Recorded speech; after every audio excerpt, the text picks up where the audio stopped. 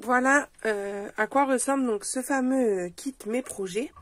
Donc vous allez avoir un grand agenda, parce que vous voyez quand même qu'il est assez grand.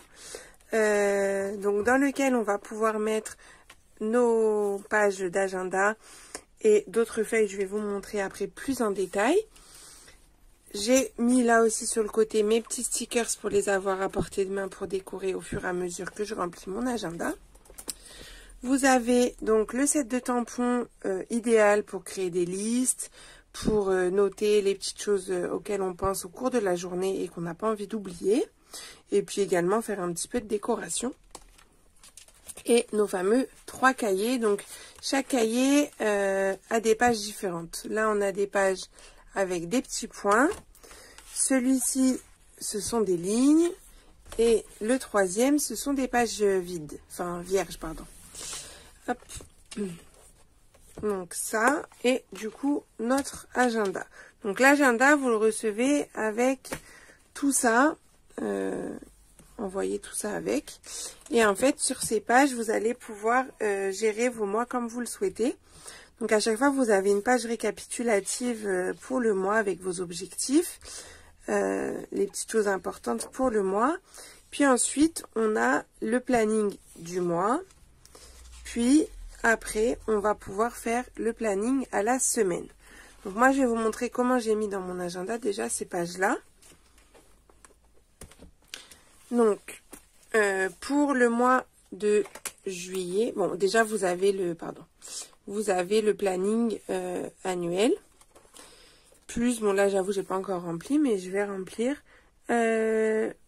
Voilà, on peut mettre nos valeurs, les petites choses importantes pour nous. Puis on passe donc au mois. Donc moi j'ai mis, je vais le remplir par trimestre. Donc là on est sur le trimestre de juillet, donc c'est pour ça les petits intercalaires. Vous avez donc les 12 pour les 12 mois avec les numéros de chaque mois. Donc pour juillet, voilà, moi j'ai rempli mes objectifs donc pour le mois de juillet avec ce qui se passe sur le mois pour moi, pas que pour Stampin' Up, pour aussi ma vie personnelle. J'ai utilisé les petits stickers atelier hop, ici et là pour placer donc quand je fais des ateliers à domicile. Ensuite, vous avez donc les choses à faire sur la semaine. On va faire ensemble le mois d'août. Donc le mois d'août, je n'ai pas du tout rempli. Je voulais vous montrer un petit peu comment je remplis ça. Donc, pour le mois d'août, là je noterai donc les choses importantes et les objectifs que je vais avoir au mois d'août. Donc ça, je le ferai seulement à la fin du mois de juillet pour voir par rapport à ce que j'avais comme objectif sur le mois précédent et que je puisse reporter s'il y a des choses que j'ai pas réussi à atteindre, etc. Et puis s'il y a d'autres choses auxquelles je pense. Donc ça, je le ferai ensuite.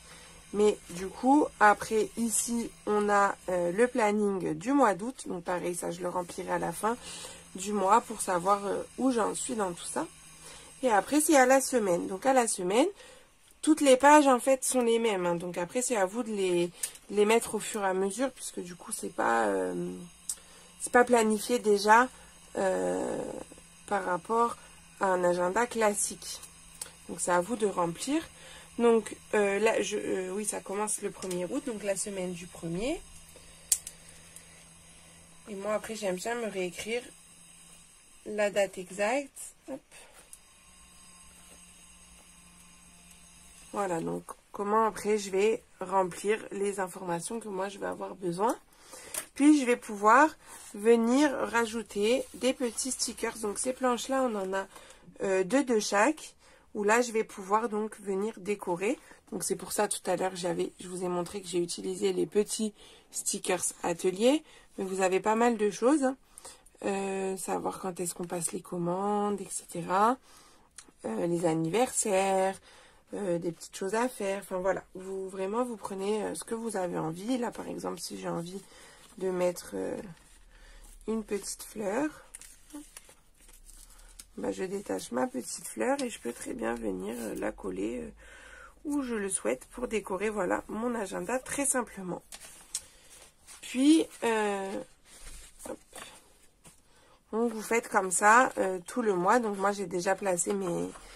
Bon, j'ai placé seulement les semaines où je serai là. Donc j'ai placé que 2 semaines parce que j'aurai 2 semaines de congé. Mais voilà, comme ça vous pouvez vraiment adapter. Ça ne sert à rien de gâcher des feuilles si on ne va pas l'utiliser pendant les vacances par exemple.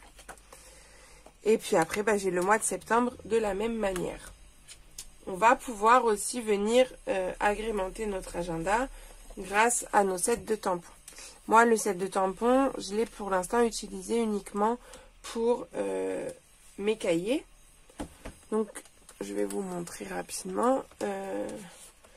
Sur mes cahiers, bah, je me suis fait des petites listes pour savoir... par exemple, mes projets pour mes lives, par exemple. Pareil pour les commandes. Savoir ce que je commande, à quelle date, etc.